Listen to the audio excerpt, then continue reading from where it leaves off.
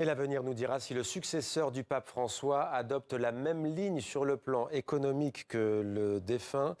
Une image improbable pour commencer. Vicky Bogart nous a rejoint du service économie. Bonsoir Vicky. Une scène improbable, donc le monde de la finance a tenu à saluer la mémoire du pape.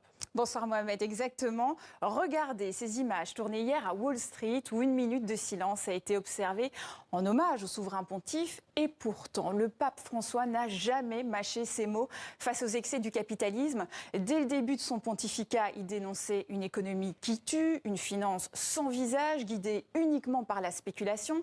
Il appelait à remettre l'humain au cœur du système, à inventer un modèle économique plus équitable, plus solidaire et plus écologique. Et on connaît l'adage, Vicky, il faut d'abord balayer devant sa porte. Le pape François, intransigeant avec le monde de la finance, il n'a pas non plus épargné sa propre maison, le Vatican.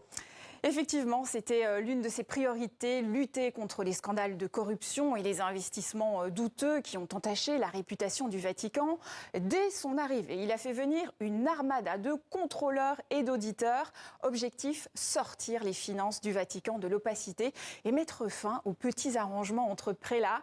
Conséquence concrète, près de 5000 comptes suspects sont fermés à la Banque du Vatican en seulement 2 ans et sa gouvernance est revue. Il faut dire que l'on partait de très loin par le passé avec des figures de la mafia comme clients. Le pape François ira jusqu'à demander pardon aux fidèles. Écoutez. Au nom de l'Église, je vous demande pardon pour les scandales qu'il y a eu ces derniers temps à Rome, mais aussi au sein du Vatican. Je vous demande pardon. Mais les résistances internes sont fortes et les scandales continuent, comme l'achat d'un immeuble de luxe à Londres pour 350 millions d'euros via des montages opaques sur fond de corruption. Une opération surévaluée qui aurait fait perdre au Vatican plus de 100 millions d'euros. Alors pour éviter de nouveaux dérapages, le pape François crée un comité chargé de vérifier que les placements sont conformes à la doctrine de l'Église. Interdiction par exemple d'investir dans les jeux d'argent, la pornographie, les armes ou encore les centres de santé pro-avortement. Mais l'opacité reste encore très présente au sein du Vatican, malgré tous ces efforts du pape François. Et on parle souvent, Vicky, d'un Vatican immensément riche, mais quelle est la réalité du patrimoine financier du Vatican ?